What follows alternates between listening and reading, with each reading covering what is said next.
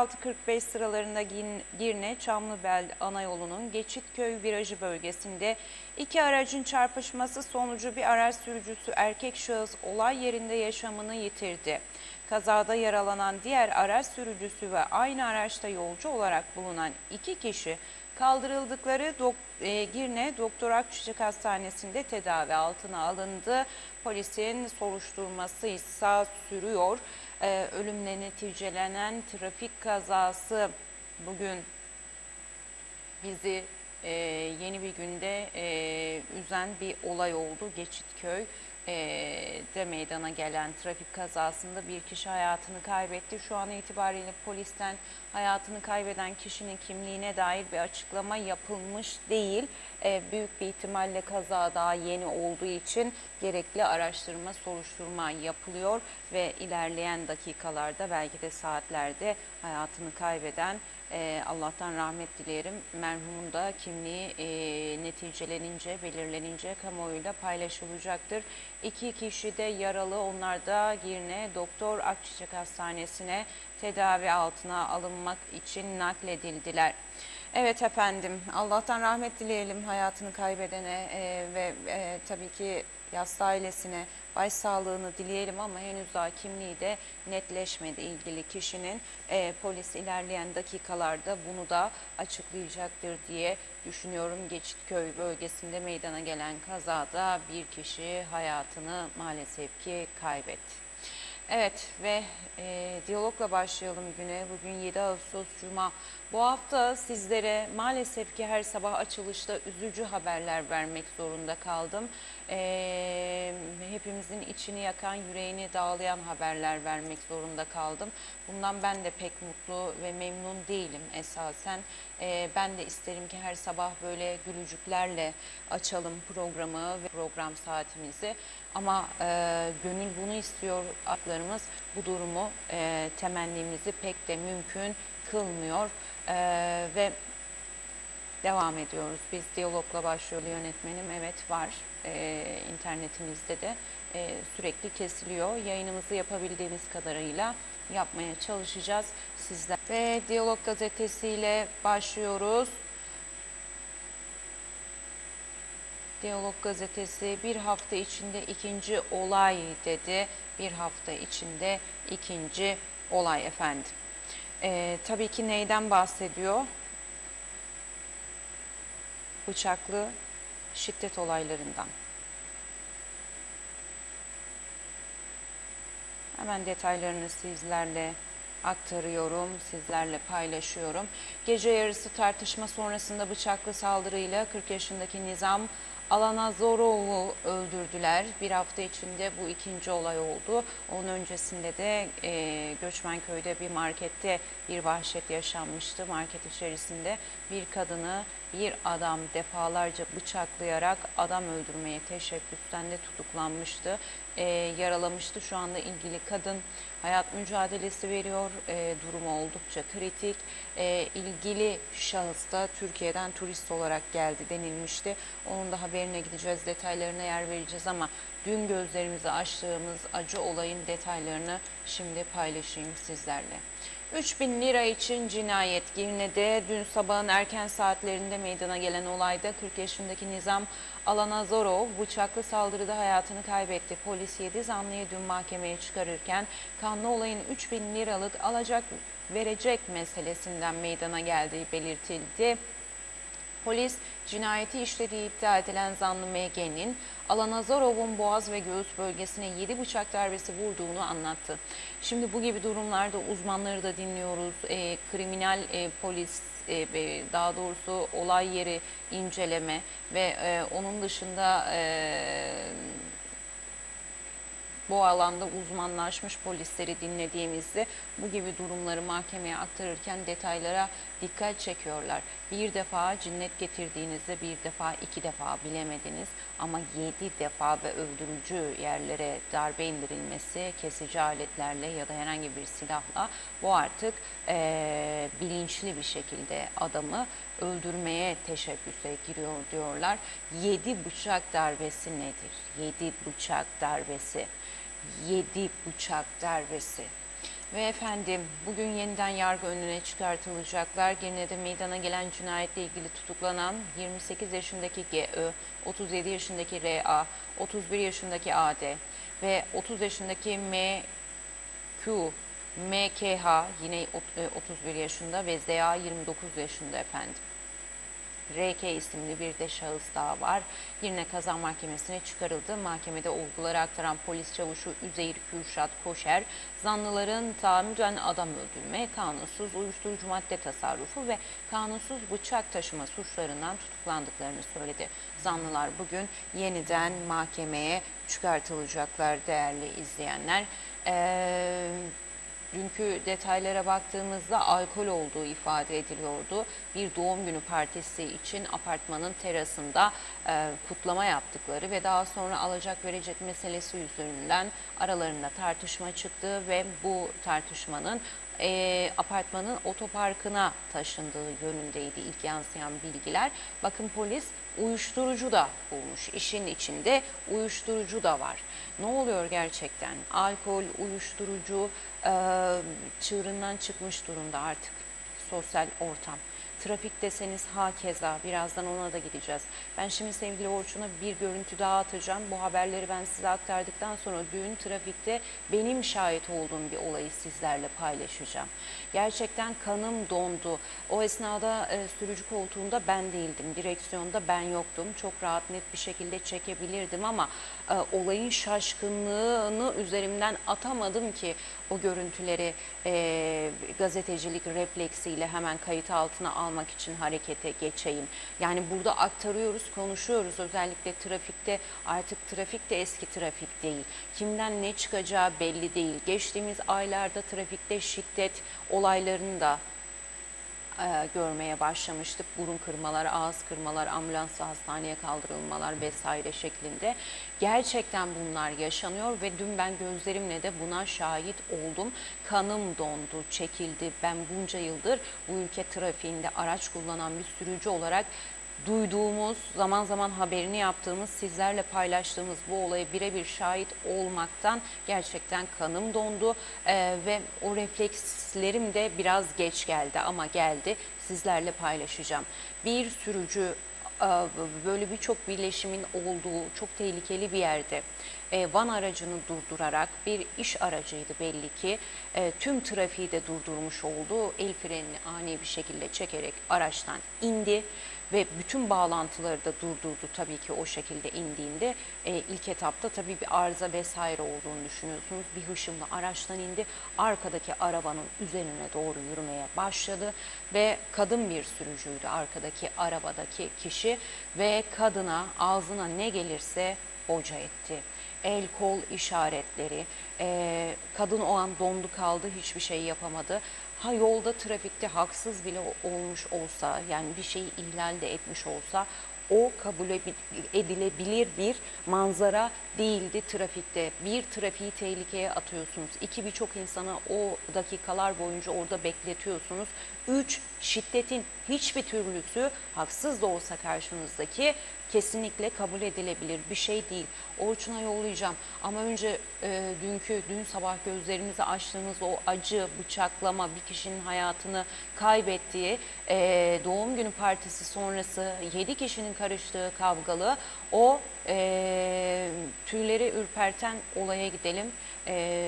Girne'ye gidelim. Dünkü mahkemede de neler yaşandı onlara da yer verelim haberimizde, hatırlayalım ve yeniden burada buluşalım. Girne'de bu sabahın ilk saatlerinde bıçaklı saldırıya uğrayan 40 yaşındaki Nizam Allazarov hayatını kaybetti. Polis basın subaylığından verilen bilgiye göre bugün saat 1.30 sıralarında Girne'de Gazi Osman Paşa sokakta bir apartmana ait otoparkta ilk tespitlere göre 7 kişi arasında tartışma çıktı. Tartışma sırasında bıçaklanan Nizam Allazarov ağır yaralı olarak kaldırıldığı Girne Doktor Akçiçek Hastanesi'nde yapılan tüm müdahalelere rağmen kurtarılamadı. Olayda yaralanan RA ise aynı hastanede yapılan tedavisinin ardından müşahede altına alındı. Öte yandan cinayet olayına ilişkin yaşları 33 ila 28 arasında olan 7 kişi de tutuklandı.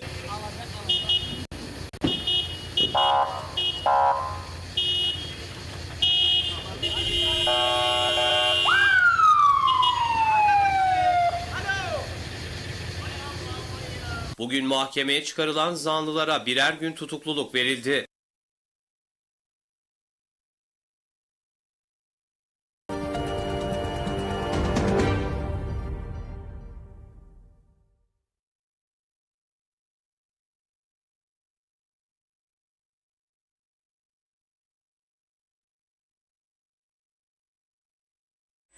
Evet, şiddetin hiçbir türlüsü tasvip edilemez tabii ki. Bir kriminal şiddet olayları, kavgadır, dövüştür. Artık bunların dozu da arttı, gördüğünüz gibi hayat kaybetmeler, bıçaklı saldırılar konuşulur oldu. Artık gündemimizde bunlar yer bulur oldu maalesef ki. Diğer tarafta şiddet hayatın her alanında var. Her alanında karşımıza çıkar oldu. İşte asıl korkutucu olan nokta da tam da bu. Hayatın her alanında şiddetle karşı karşıya her an kalabilir riskine sahip olan bir ülke konumuna gelmiş olmamız. Şimdi bizler burada felaket tellallığı yapmıyoruz. Doğal olarak küçük bir ülke. Şimdi kalkıp birileri de çıkıp diyebilir ya siz bir İstanbul'a bakın, bir İngiltere'ye bakın, Londra'ya bakın, işte metropol şehirlere bakın, New York'a bakın bakalım neler oluyor. Evet oluyor. Ve artık orada o kadar büyük ve insan sirkülasyonunun o kadar ciddi manada aktığı yerler ki onlar oluyor. Olmaması zaten mümkün değil ve alınması ya da hedeflenen önlemlerle bunların azaltılması, üzerine gidilmesi için de birçok önlem alınıyor. Mesela biraz önce bahsettiğim konu, Türkiye'de artık adam arabadan inip elini sallayarak arkadaki kişiye tehdide gidemiyor. Neden? Çünkü öyle bir para cezası konuldu ki yenilir yutulur gibi değil. Çünkü çoğu son dönemlerde bu çok ciddi manada artış göstermişti. Özellikle Türkiye trafiğinde haberleri açtığımızda neredeyse 4 haberden ikisi trafikte şiddet olayıydı. Ve bizde de başladı. Geçmiş aylarda dediğim gibi gündemimize yansıyan birkaç olay olmuştu ama çok üzerinde durulmadı bu konunun ve dün ben gözlerimle şahit olduktan sonra gerçekten ne yapacağımı ben bir gazeteci olarak şaşırdım. Çünkü alışkın olduğumuz şeyler değil. Evet, haberlerin içerisindeyiz. Birçok ülkede neler yaşanıyor, daha ne gibi olaylar var. Çok kat kat üzerinde tabii Kuzey Kıbrıs Türk Cumhuriyeti'nde yaşanan olayların. Ama küçük bir ülke olmasının işte burada önemi bir kez daha artıyor. Bu olaylar neden bu kadar gündemimizde tartışılır oluyor? İnsanları hemen harekete geçiriyor, nefretini kazanıyor ya da üzüyor ya da sinirlendiriyor ya da tepkisini kazanıyor. İşte küçük bir ülkeyiz ya, hep denilir eskiden böyle miydi? Böyle değildi. Eskiden kapılarımız açık uyurduk. Arabalarımızın üzerinde anahtarları bırakırdık. Ve kalkıp kimse de iskemle yarım devrildiyse o dükkana girmezdi. Bilirdi ki içeride dükkan sahibi yok. Bugün artık öyle değil. Artık öyle olamaz zaten. İsteseniz de olamaz. O yüzden yeni dünya şartlarına, gelişen şartlara göre de siz ülke olarak kendinizi değiştireceksiniz, dönüştüreceksiniz. Toplumsal yozlaşma, sosyopsikolojik anlamda kötüye gitmeden bahsetmiyorum. Artık dünya böyle. Bugün yeni düzenden bahsediliyor dünyada, yeryüzünde. Yeni kartların yeniden dağıtıldığı ve şiddetin de aslında ülkelerce bugün savaşlar başta olmak üzere meşrulaştırıldığı çoğu yerde ve aynı şekilde hukukun üstünlüğünün geri plana atıldığı bir süreçten geçiyoruz. Böyle dönemlerde bu şiddet olaylarının artması aynı zamanda aslığım astık, kestiğim kestiktir deyip herkesin kendi hükümranlığını ilan etmesi de evet bir yerde artık mümkün gibi gözüküyor. Otoritelerin sarsılması noktasında aynı şekilde devlet yönetimlerinin buradan krizi fırsata çeviren kötü niyetli insanların günümüzde böyle ortaya çıktıklarını da görüyoruz ve başta savaşan ülkelerde buna tabii ki şiddet manasında kötü örnek oluyor ama böyle işte artık yeni dünya böyle. O yüzden olabildiğince elimizde kalan değerleri, insani değerlerimiz başta olmak üzere korumak için canhıraş, canla başla çalışmamız gerekiyor belki de. Tekrardan eski o değerlerimizi hatırlayıp içimizde olan o belki de kırıntıları kalan o noktaları dışarıya çıkartıp hatırlayıp onları büyütmemiz lazım ve bugün her şeyden daha çok ihtiyacımız var bu noktalara. değerli izleyenler. Evet efendim, şimdi de diyalogla devam edelim ve nereye gidelim? Trafikte yaşanan o üzücü olayın detaylarına gidelim ve tabii ki marketteki şeye de gideceğiz. Artık kelimeleri de seçemez olduk. O kadar çok üst üste böyle sarsıcı olaylar yaşadık ki marketteki vahşete de gideceğiz. Hasan Düzgen'in ölümüne neden olan Kongolu sürücü cezaevine gönderildi. Acılı aile mahkeme koridorunda lanet yağdırdı. Katilsin dedi. Katil, oğlumu sen öldürdün. Oğlumun hiçbir suçu yoktu. Oğlum yolunda yürüyordu. Sen geldin ve oğlumu öldürdün. İlgili Kongolu sürücü özür diledi mahkemeden ama mahkeme 3 ayı geçmeyecek süreyle cezaevine gönderildi. 3 ay sonra yargı süreci yeniden kaldığı yerden devam edecek. Hasan Düzgen'i hayattan koparan sürücünün detaylarındayız şimdi haberin. Katil! Katil! Katil evladımı öldürdü!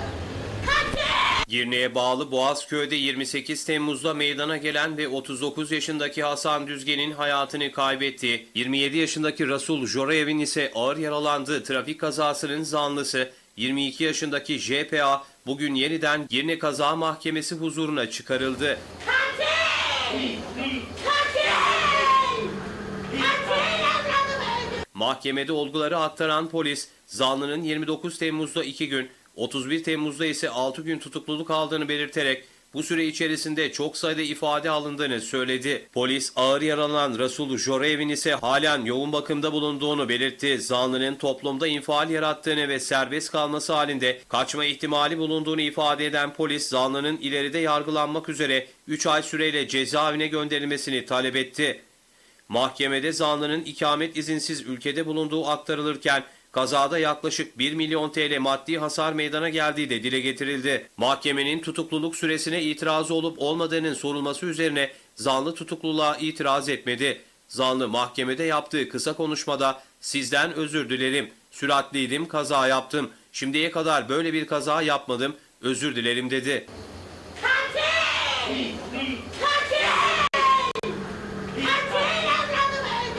Mahkeme zanlının 3 ay süreyle cezaevine gönderilmesine emir verdi. Hasan Düzgen'in annesi Nazife Düzgen ise zanlı salondan çıkarılırken feryat etti. Zanlının en ağır cezayı almasını talep etti.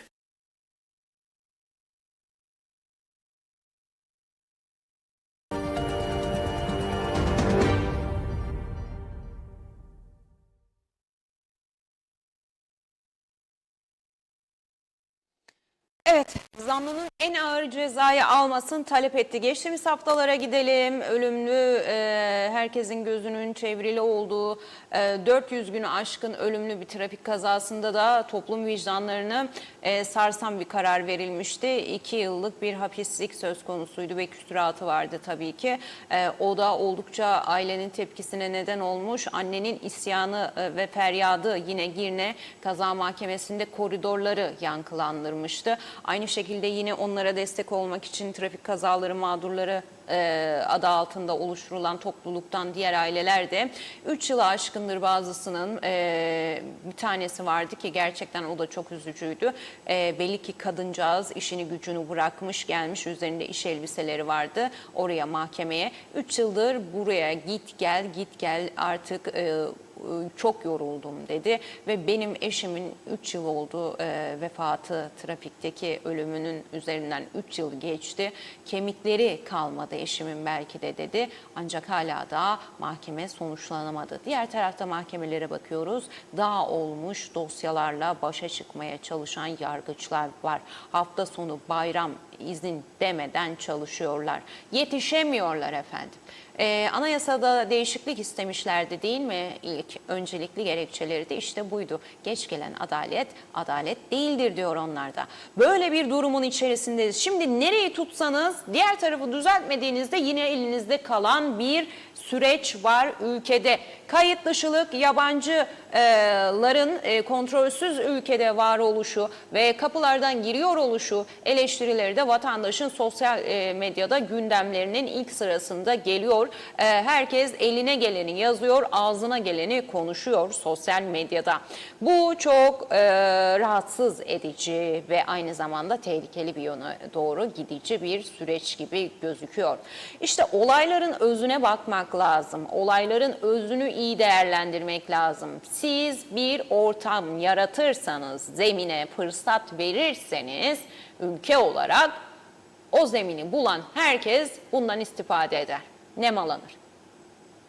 Çünkü dünya böyle, insanoğlu böyle. İnsanoğlu çiğ süt emmiş, değil mi? Siz dört dörtlük vatandaşlık görevlerini yerine getirmesini bekleyemezsiniz herkesin. Ya da devletine, toprağına yakışır, yediği içtiği karnının doyduğu ülkeye yakışır davranmasını bekleyemezsiniz. Her ülkede bu böyle.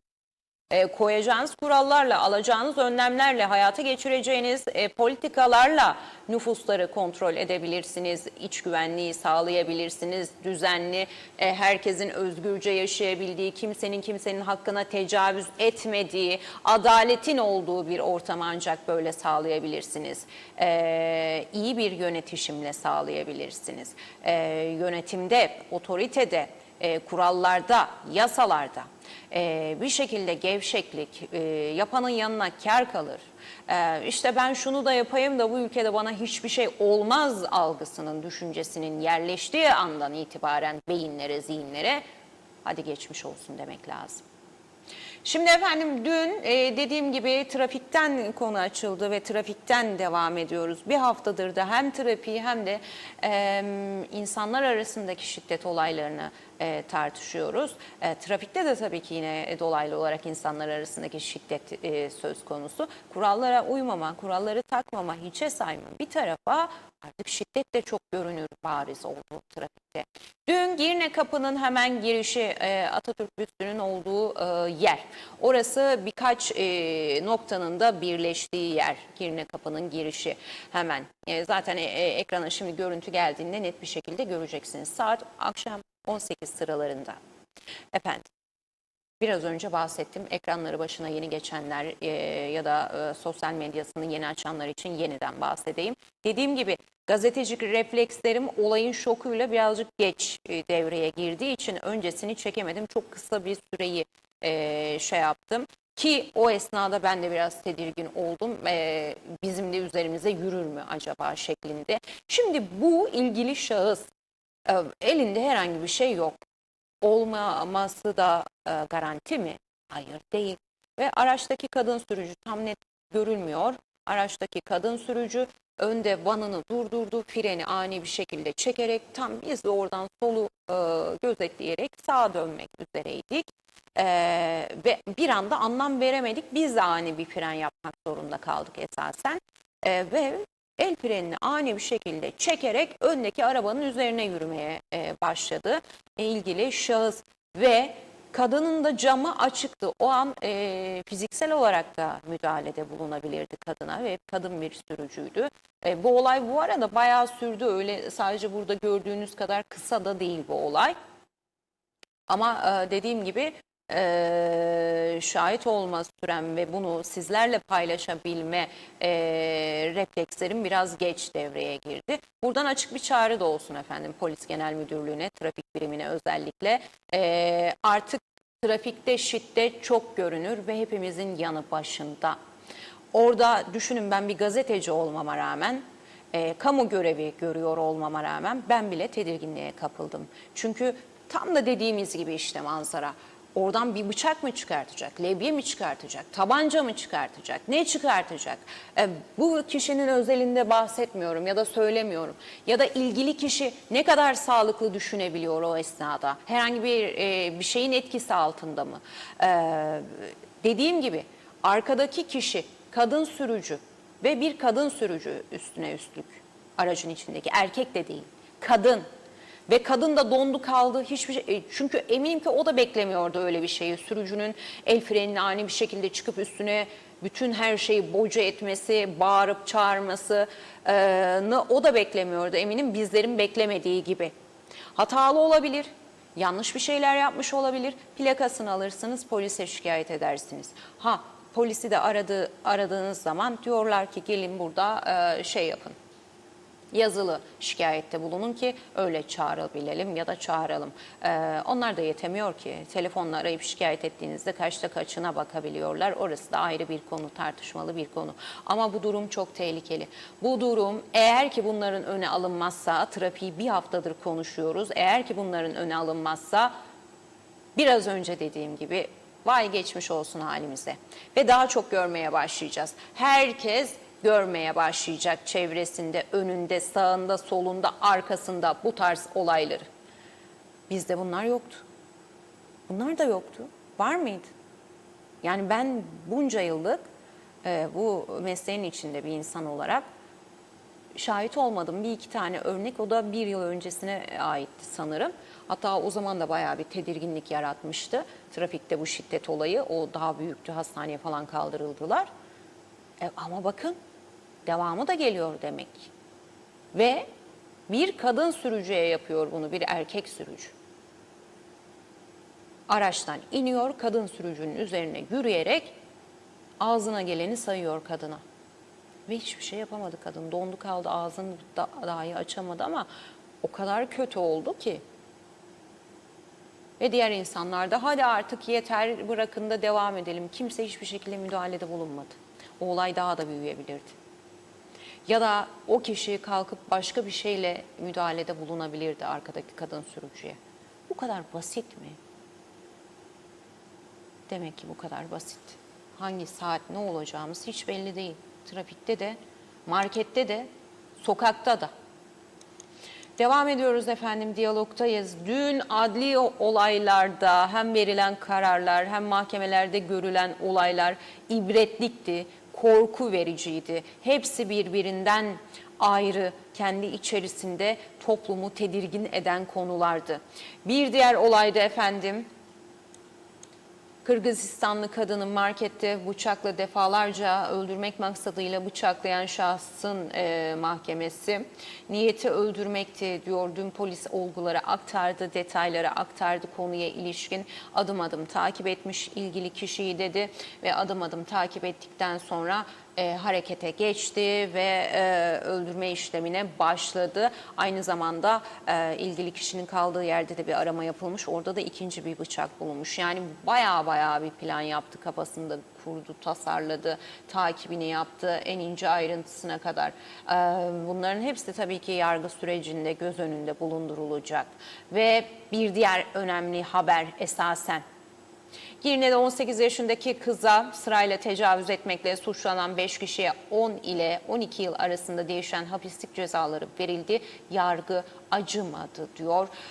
Dün çok enteresandı. Bu ilgili kişiler çıkarken hem yargıya ağza alınmayacak kelimelerle polis otosuna bindirildiler. Hem de kişiler mahkeme salonundan hemen çıkarken avukatları, kadın bir avukattı. Utanmayın dedi, yüzlerinizi kapatmayın, siz utanılacak bir şey yapmadınız. Bir avukat nasıl bu cümleyi kurabildi? Herkesi şoke etti gerçekten. Ve gündemde de tepkilerle anılır bir vaziyet aldı bu durum. Zaten hali hazırda bir tecavüz davası, 18 yaşındaki bir kıza sırayla 5 kişinin tecavüz etmiş olması, bunun kayda alınmış olması, ne olursa olsun şiddet kullanarak siz bu işi yapamazsınız bir kere. Ve bunu kayda alamazsınız hiçbir suretle. Gerekçesi ne olursa olsun, rızası vardır, rızası yoktu, bu işi yapıyordu, yapmıyordu. Bunlar geçilsin. Ve tamam, yine geçtiğimiz haftalarda verilen ölümlü trafik kazasına verilen ceza noktasında da mahkemeye acılı aileler tarafından eleştiriler yöneltilmişti. Toplum vicdanını verilen cezanın rahatlatmadığına dair. Ama bu örnekte yapılanlar, bunlara da ekstra ceza kesilmesi lazım. Sizin adaletinizi seveyim diyor, bağırıyor yukarıya doğru yargıçlara. Ve avukatları da onlardan önce çıkarken gaz veriyor. Diyor ki yüzünüzü kapatmayın, siz utanılacak bir şey yapmadınız. Habere gidelim efendim.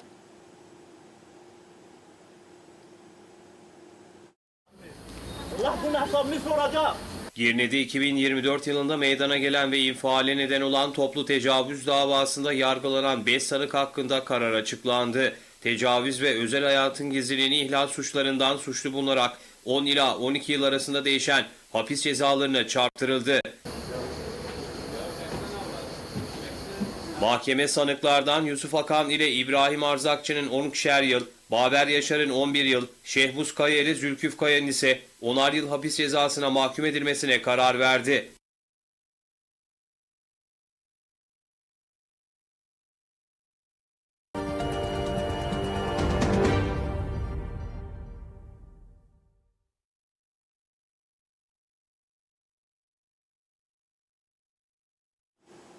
Efendim evet, böyle olaylarla gündemimiz doluyor. Daha çok sinir katsayımız da artıyor. Birçok sosyal medya haberciliği yapan, internet haberciliği yapan daha doğrusu sitede de avukatın söylemleri yer buldu. Çok da tepkilere neden oldu. Utanmayın, yüzünüzü kapatmayın, siz utanılacak bir şey yapmadınız dedi zanlı avukatları, sanık avukatları. Artık suçlular, gerçi suçları kesinleşti. Şimdi bir son dakika haberi programa başlamadan önce de sizlerle paylaştım. Dediğim gibi bu hafta güne gözlerimizi hep üzücü, kahreden olaylarla açmak zorunda kaldık. Maalesef ki Geçitköy'de trafik kazası meydana geldi. Bir kişi hayatını kaybetti. Dediğim gibi trafikte hayatını kaybeden kişinin henüz daha kimlik bilgileri polis tarafından kamuoyuyla paylaşılmadı ama sabah 06.45 sıralarında meydana geldi bu kaza. Geçitköy virajında iki aracın çarpışması sonucu meydana gelen kazada araç sürücülerinden biri olay yerinde yaşamını yitirdi. Kazada yaralanan diğer araç sürücüsüyle aynı araçta yolcu olarak bulunan iki kişi olay yerine sevk edilen ambulanslarla Girne Doktor Akçiçek Hastanesi'ne kaldırıldı ve tedavileri şu an itibariyle sürüyor. Polisin de kazaya ilişkin soruşturması sürüyor tabii ki. Detaylarına ilişkin, nasıl olduğuna ilişkin, kişilerin kimliğine ilişkin, Allah'tan rahmet dileyelim hayatını kaybedene. Kimliği her ne kadar da henüz daha açıklanmamış olsa da bir eve daha ateş düşmüş olacak. Kimlik açıklandıktan sonra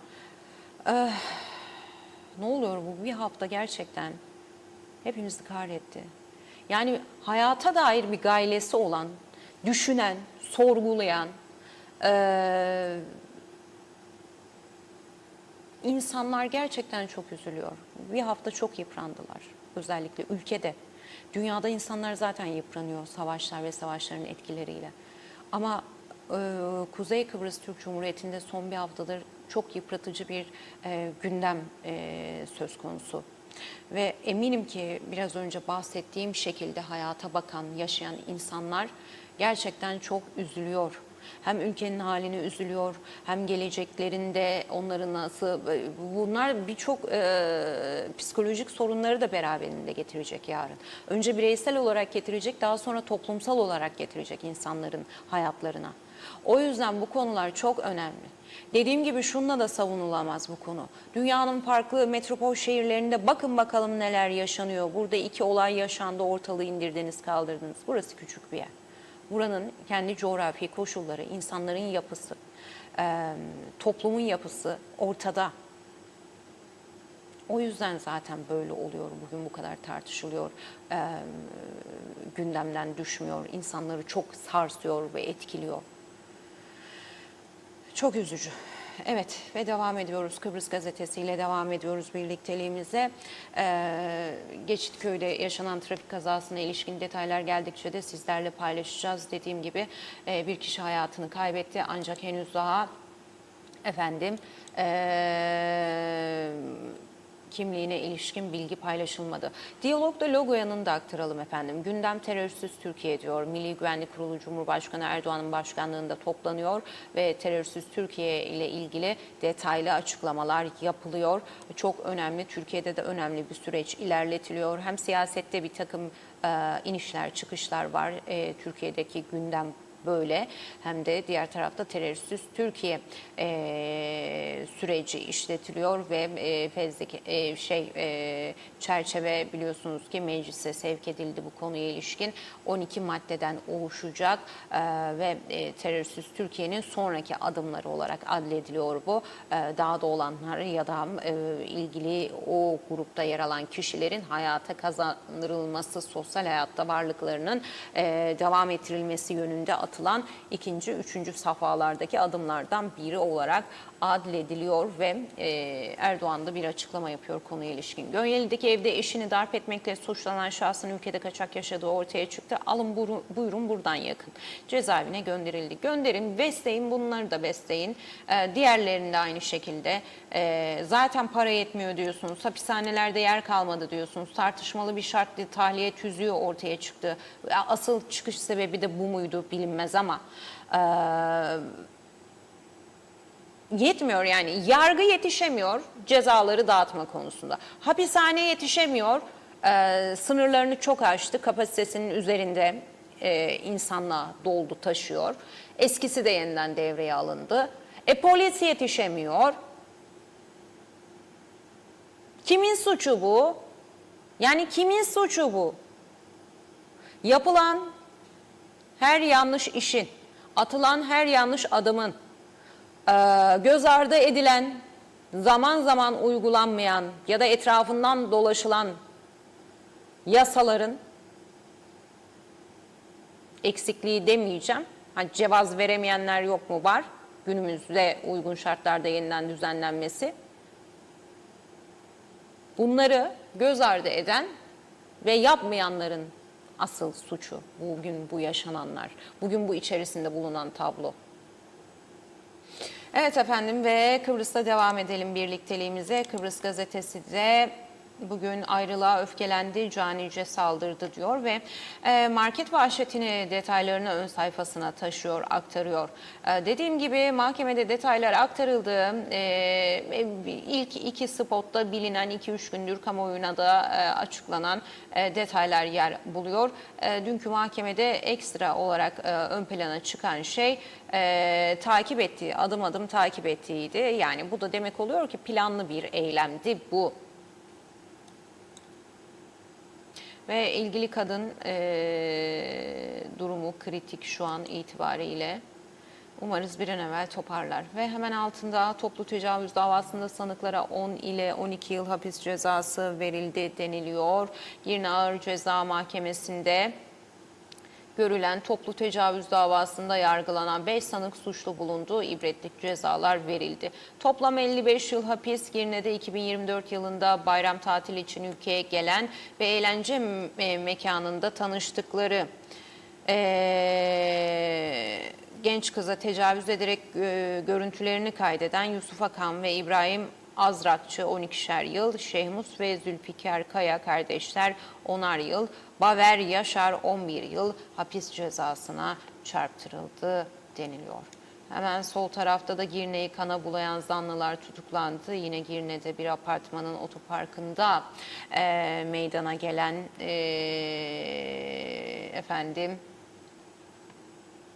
bıçaklı saldırı olayında bir kişi hayatını kaybetmişti biliyorsunuz ki Kıbrıs'ta budur manşet.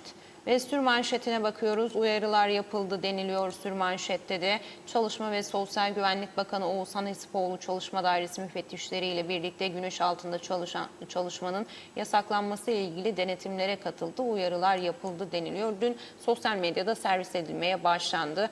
Hatta biz de sevgili Orçun'la sizlerle paylaştıralım diye düşündük ama elimizin altında var mı hazır görüntü sevgili Orçun? Çalışma ve Sosyal Güvenlik Bakanı Sayın Hasipoğlu'nun saha denetimi şu an için yok.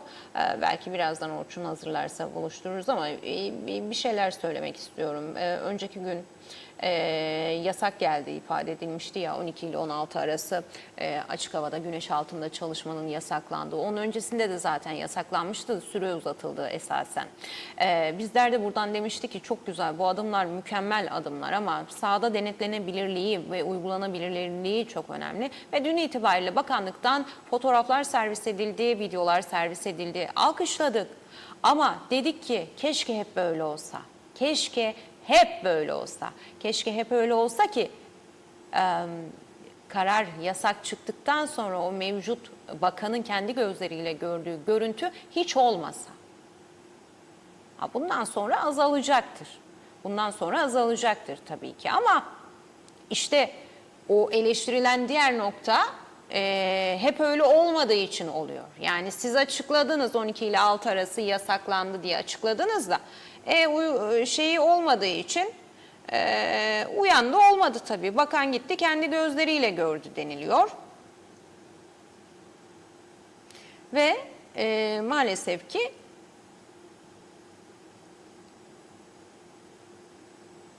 evet, Orçuncuğumuz hazırladı bizler için. Teşekkür ediyoruz kendisine ve ben Orçun'a yeni bilgiler aktardım, yeni görüntüler. Bugün yoğun bir Güne Merhaba'nın ilk bölümünü yapıyoruz. Bakanı görüyorsunuz, gidiyor ve elleriyle böyle yapıyor. İnşaat işiyle uğraşan bir emekçi sanırım. Evet, bak diyor saat, dur. Şimdi arkadan da şeyler geliyor, müfettişler geliyor anladığım kadarıyla. Bu sadece bir tanesi. Ülke çapına bakın bakalım. Ülke çapında uyuluyor mu bir fiil? Uyuluyor mu? Bu hep olsun. Yani Sayın Bakan'ı biz hep sahada görelim. İnşallah.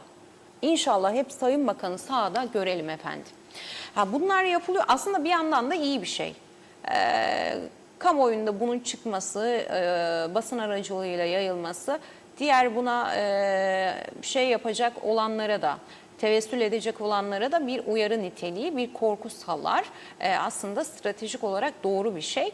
Ama inandırıcılık olarak her tarafa yetebiliyor muyuz? Gerçeklerimiz maalesef bunlar değil. Her tarafa yetemiyoruz. Ama stratejik olarak yapılan şey çok doğru. Bu basın yayın organları aracılığıyla gösterilecek ki insanlarda bir korku oluşsun. Bu işi yapanlarda, yaptıranlarda, yasaklara uymayanlarda. Sevgili Orçun, gönderdiğim sevgili Ömer'in görüntüleri ulaştı mı Geçitköy'deki kazaya ilişkin?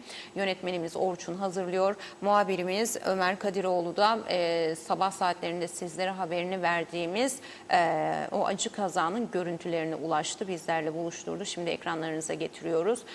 Sevgili Orçun ekranlarınıza yansıttı.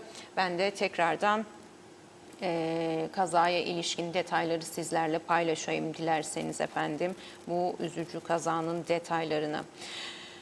Evet, bu sabah da gözlerimizi üzücü bir şekilde açtık. Ölümle neticelenen trafik kazası meydana geldi. Saatler 06.45'i gösteriyordu. Girne Çamlıbel ana yolunun Geçitköy virajları bölgesinde efendim meydana geldi kaza.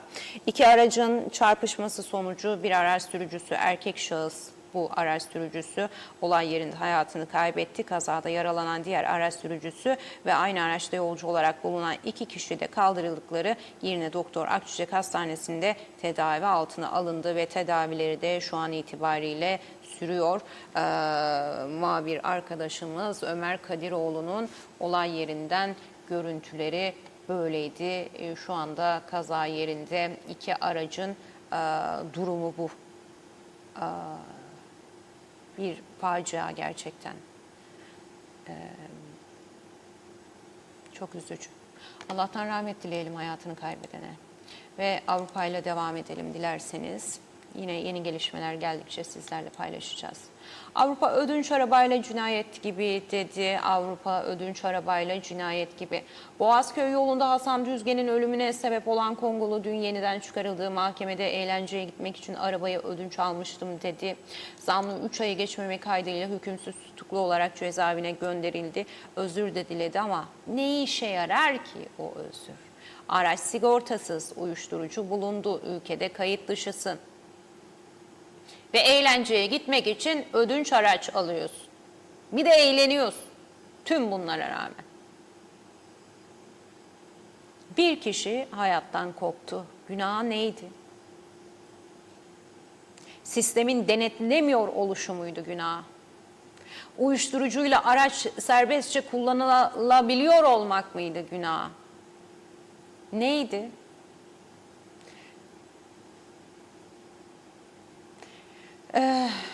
Yani gerçekten hem çok şey var hem sözün bittiği yerlerden, günlerden geçiyoruz.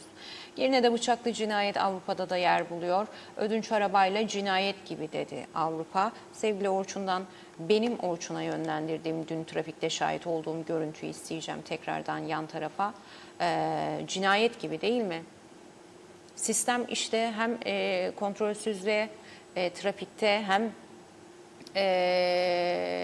kurallara uymamaya, hem tarlada sürer gibi, kendi babalarının malı gibi herkesin yolu kullanmasına müsaade ediyorsa ciddi sıkıntılar var demektir. Dün 16 sıralarında, saat 18 sıralarında Girne Kapı girişinde benim çektiğim bir görüntü bu.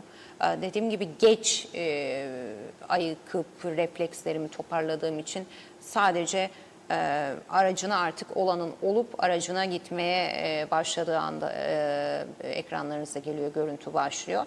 Bir kişi van aracını ani bir şekilde frenle durdurarak arkadaki arabanın üzerine koşar adımlarla hararetli bir şekilde söylenerek ağzına gelen her şeyi boca ederek yürümeye başladı ve kafamı çevirdiğimde sürücünün de kadın olduğunu gördüm bu esnada. Cinayet gibi deniliyor, cinayet gibi. Trafikte yaşananlar cinayet gibi. Trafikte artık cezaları arttırmak bir çözüm getirmiyor gördüğünüz gibi.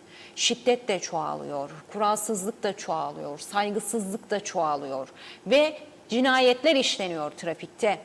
Cinayetler sadece salt araçlarla işlenmiyor cinayetler efendim. Araçlarla da, yollarda da işleniyor cinayetler. İşte böyle oluyor.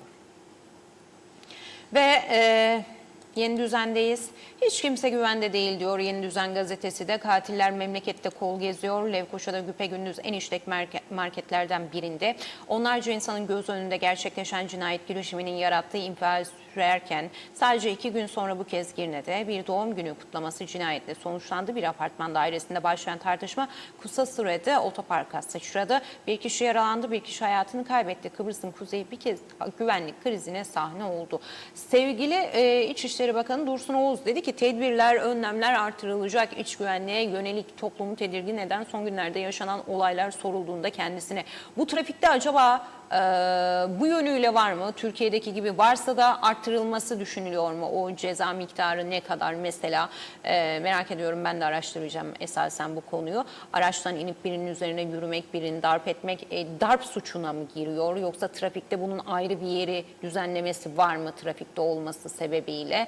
Çünkü birçok şey daha var trafiği tehlikeye atma. Ya da farklı yasalardan farklı noktalar mı birleştirilip bir dava okunuyor? Bu tarz biraz önce ekranlarınızda benim çektiğim, getirdiğim trafikte darp konusunda ya da ayrı bir düzenleme ister mi mesela, sadece ona yönelik Türkiye'nin yaptığı gibi şu anda yüksek cezalarla karşı karşıya kalıyor orada sürücüler. Evet, Yeni Düzen'de böyleydi. Hangi bir konuyu konuşalım, anlatmaya çalışalım? Gerçekten beynimiz başımız döndü bu hafta yaşanan olaylar. Sadece başımız dönmüyor, yüreğimiz de sızlıyor, tedirginliğimiz de bir o kadar artıyor. Korkunç cinayet dedi halkın sesi de ve Girne'de yaşanan 7 kişinin karıştığı halkın sesindeyiz Orçuncuğum. Olayı taşıdı o da manşetine ve detaylarını verdi. Biraz önce sizlere aktardığım gibi halkın sesi de. Tecavüze toplam 55 yıl hapislik, 5 kişi 12 ile 11 yıl arası, 10'ar yıl arası değişen cezalar aldı ve toplamı 55 yıl yaptı bu 5 kişinin aldığı cezalar. Yasağa uymayanlara af yok diyor ve Oğuzhan Hasipoğlu yer buluyor, işçiye dur dediği anlar yansıyor görsel olarak da. Güzel tarih eşsiz bir müze. Akdeniz'in mavi sularında tarihe ve sanata ev sahipliği yapmak üzere kapılarını açan Hime Steel, dünyada nadir bulunan bir müze olarak hem mühendislik mirasını hem de denizcilik kültürünü geleceğe taşıyor denilmiş. Efendim Güneş'e bakalım. Güneş gazetesinde de geleceğin eğitimini bugünden inşa ediyoruz diyor Milli Eğitim Bakanı Nazım Çavuşoğlu. Eğitimde yeni dönemin dijitalleşme, kalite odaklı dönüşüm, güçlü insan kaynağı üzerine inşa edildiğini belirtti. Çok güzel Sayın Bakan. Daha çok inşa edilsin. Bunları daha çok duymak istiyoruz. Her fırsatta ağzınızdan bu kelimeler çıksın. Dijitalleşme, modern eğitim, geleceğe dönük eğitim vesaire vesaire, teknoloji, bilim, bilim, kültür, sanat, bunları hep duymak istiyoruz. Biz artık okullarda çatıları yıkılan, düşen okullar, sağlamlaştırılmayı bekleyen okullar, konteyner sınıflar, üniformasını alamayan öğrenciler, kitaplarını karşılayamayan öğrenciler, kayıt parasını ödeyemeyen veliler duymak istemiyoruz efendim. Açlıktan okulda bayılan çocukların haberlerini yapmak istemiyoruz efendim. Biz daha çok artık teknoloji, bilim, sanat, kültür, bu kelimelerin yer bulduğu bir eğitim istiyoruz. Sizin de dilinizden bunların eksik olmadığı bir eğitim istiyorum. Çok güzel, sizleri de kutluyoruz. Eğitim öğretim yılında da bunları birebir sahada görüp buradan vatandaşlarla da buluşturmak dileğiyle diyelim. Ve efendim sürmanşete baktığımızda ise Harp stratejik tarımsal değerimizdir diyor. Tarım ve Doğal Kaynaklar Bakanı Hüseyin Çavuş da Büyük Harp Çalıştayı'nda yaptığı konuşmada vurguluyor bunu. Dün Yakın Doğu Üniversitesi'nin katkıları yine birçok bileşenin olduğu bir çalıştay düzenlendi efendim Yakın Doğu'da. Harp Çalıştayı. Harp bu ülkenin altını denilirdi ama son aylarda, yıllarda pek de öyle olmadığı eleştirisi üreticileri başta olmak üzere onlardan gelir vaziyette. Değerini bilemiyoruz, gerekli şekilde bundan faydalanamıyoruz deniliyor. Sıcak hava yasağına sahada sıkı denetim Oğuzhan Hasipoğlu yine işçiyi durdurduğu o görüntülerle yer buluyor sevgili bakan, Çalışma Bakanı. Toplu tecavüz davasında adalet yerini buldu denilmiş bugün efendim Güneş'te de. Ve Vatan'a bakalım. Vatan gazetesi de otoparkta tartışma cinayetle bitti diyor. Yine o da Girne'de 7 kişinin karıştığı bıçaklı bir kişinin hayatını kaybettiği olaya yer veriyor manşetinde ve Çalışma Bakanı Hasipoğlu'nu görüyoruz. Erenköy direnişi ve direnişte şehit düşenler yarın düzenlenecek törenle anılacak deniliyor. Ve Mehmet Dana liderlerin yapacağı görüşme yeni ve sonuç alıcı 5+1 toplantısına hazırlık mahiyetindedir dedi. 26 Ağustos'ta bir araya geliyor liderler, biliyorsunuz ki. CTP Güzelyurt Belediye Başkan adayını üyeler belirleyecek denildi. CTP'den Reşat Kansoy önceden Halkın Partisi'ndeydi biliyorsunuz ve daha sonra ayrıldı. Ve Arkın Ergüney efendim aday ve parti meclisi de belirleyecek. Harcamalar kamuoyuyla paylaşılmalı diyor sağlıktaki sevkleri eleştiren Tabipler Birliği de ve Taşkınköy'deki marketteki bıçakla saldırının dünkü dava detayları da bugün Vatan'da yer buluyor. Evet efendim, gündemimiz işte böyleydi. Bugün de böyleydi gündemimiz. Bugün de böyleydi. Çok üzgünüz, çok yaralıyız bir haftadır. Çok üzgün ve çok yaralıyız. Öfkeliyiz de bir o kadar aynı zamanda. Çok hassas bir süreçten geçiyoruz. Ama gelip dayandığı nokta, dönüp dolaşıp geldiği nokta sistem. Tüm olayların dönüp dolaşıp geldiği nokta sistem efendim. Sistem. Trafikte de sistem. Alınan önlemler, alınmayan önlemler, sosyal hayatta artan şiddet vakaları, adli olaylardaki, kriminal olaylardaki artış ve can kayıpları, cinayetler daha doğrusu can kaybı. Artık can kaybı diyemiyoruz, cinayet diyoruz. Hem trafikte yaşananlara hem hayatta, sosyal hayatta, gündelik hayatta yaşananlara cinayet diyoruz. Çünkü polis de artık öyle adlediyor. Adam öldürme, cinayete teşebbüs gibi adlediyor poliste yaptığı ilk tahkikatlar sonrasında suçlamayı hemen bu başlık altına alıyor. Çünkü öyle olduğu anlaşılıyor. 7 bıçak darbesi nedir? Birini adım adım takip edip 2 bıçak planlayıp her şeyi öldürmek nedir? Tabii planlı adam öldürme, tahammüden adam öldürme ya da adam öldürmeye teşebbüs vesaire olarak adledilecek. Ve efendim sırada sizler varsınız, sizlerin yorumları var. Bakalım siz bu haftayı nasıl değerlendirdiniz? Yaşananları nasıl okuyorsunuz? Bizlerle ne paylaşmak istiyorsunuz? Birazcık sohbet edelim mi? Sizlerle dertleşelim dilerseniz. Şifa Harun iyi yayınlar diledi. Teşekkür ettik Şifa Hanımcığım. Mutluluk ve sağlık dedi. Ne olursa olsun barış içerisinde böyle yaşamaya özen gösterelim ve olsun diyor. temennide bulunuyor. Amin diyelim. O kadar çok ihtiyacımız var ki. O kadar çok ihtiyacımız var ki. Nazife Akbey, Nazife Hanımcığım da bizlerle. Günaydın Özlem Hanımcığım dedi. Günaydın çalışma arkadaşımız Nazife Hanımcığımıza da günaydın diyelim. Mehmet Ali Özdemir, günaydın Özlem Hanım. İyi yayınlar dilerim. Tatlı sudan selamlar dedi. Teşekkür ettik. Ramazan Zaza Aslan, Rojbaş, günaydın Özlem Hanım. Hayırlı yayınlar diliyorum. Diyarbakır'dan selamlar dedi. İlk defa şikayetim var. Akşam Reşat Bey'in programında diyor, görülmemiştir Ramazan Bey. Darılmam size, hayırlı cumalar dedi. Mesajı okumamış sanırım. Görülmemiştir. Muhtemelen görülmemiştir. Bakın sabah ben de programa başladığımda sıkıntı yaşadım internette. Ve her zaman ben de vurguluyorum. Sonrasında bazı yorumlar görülüyor, düşmüyor o an canlı yayın esnasında. Teknik bir takım sıkıntılardan kaynaklı oluyor efendim. Ve Mehmet Ali Özdemir, yani bilinçli yapılmadığından ben eminim.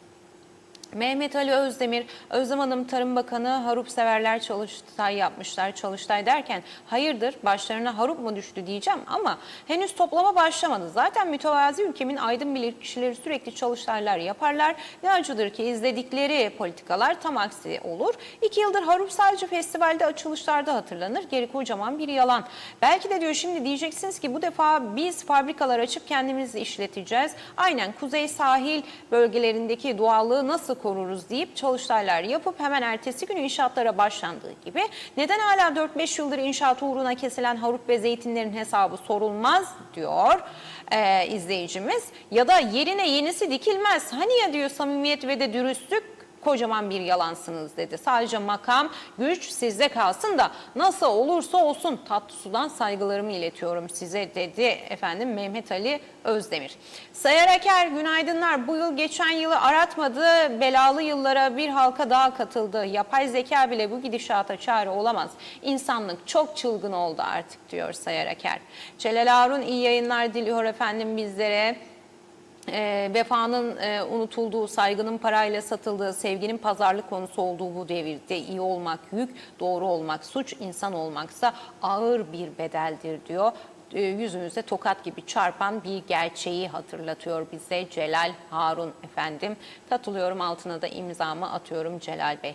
Ömer Erkek Köse, günaydın Özlem Hanım dedi. Günaydın Ömer Bey. İzzet Kahraman, Özlem Hanım iyi yayınlar. Bizi diyor kimse alt edemedi, kimse de edemeyecek, kovdular ama diyor yine dimdik ayaktayız. Ve ne beklerdiniz diyor, neydi belli olmayan nüfusun bu kadar akın ettiği KKTC'de. Mustafa Kombo, günaydın Özlem Hanım, hayırlı yayınlar. Her gün bir olay, her gün bir olay. Bu KKTC'de bu eski Kıbrıs değil artık diyor. Çok gitmez, yine yakında bir olay olur. Bir olay daha duyacağız Özlem Hanım diyor. Ve çünkü alıştık artık, niye diyorsanız diyor, alıştık. Böyle diyor, her şeye alıştık bu ülkede. Tema Yavaş, iyi yayınlar, günaydınlar. Ozanköy'den selamlar Özlem Hanım diyor. Tema Bey, ülkeye mi geldiniz? Tatile geldiniz sanırım. Hoş geldiniz efendim ülkenize, vatanınıza. İyi tatiller diliyorum size. Celal Harun, Yılmazköy Çamlıbel, Geçitköy'de kaza oldu diyor. Bir can daha gitti diyor. Sabah oldu dedi efendim. Ve vatandaşlar bozulan yol nedeniyle hem araçlarının zarar gördüğünü hem de can güvenliklerinin tehlikeye atıldığını ifade ediyor. Yol üzerinde çukurlar, bozulmalar nedeniyle sürücüler sık sık şerit değiştirmek zorunda kaldığı için bu da trafiği tehlikeye atıyor. Bölge sakinleri geçtiğimiz aylarda Geçitköy köyü içerisinde asfaltlama çalışması yapılmasına rağmen aynı güzergahın devamındaki sorunlu yol kesiminin neden kapsam dışında bırakıldığını sorguluyor. Yetkililere seslenen vatandaşlar bu yolun yapılması için bir can kaybı mı yaşanmalı? Her gün işe gidip gelirken, çocuklarımızı taşırken bu yolu kullanıyoruz. Daha fazla gecikmeden gerekli çalışmaların başlatılmasını istiyoruz diyerek tepkilerini dile getirmişlerdi diyor. Bakın bugün ölümlü bir trafik kazası meydana geldi. Geçitköy bölgesinde diyor efendim Celal Harun. Sayar Aker, dünyanın başı bozukluğu adaya gelirse hapishaneler dolar, sınırları kapatalım dedi. Fatma Gör, günaydın Özlem Hanım, hayırlı yayınlar diyor. Fatma Hanım da teşekkür ediyoruz efendim.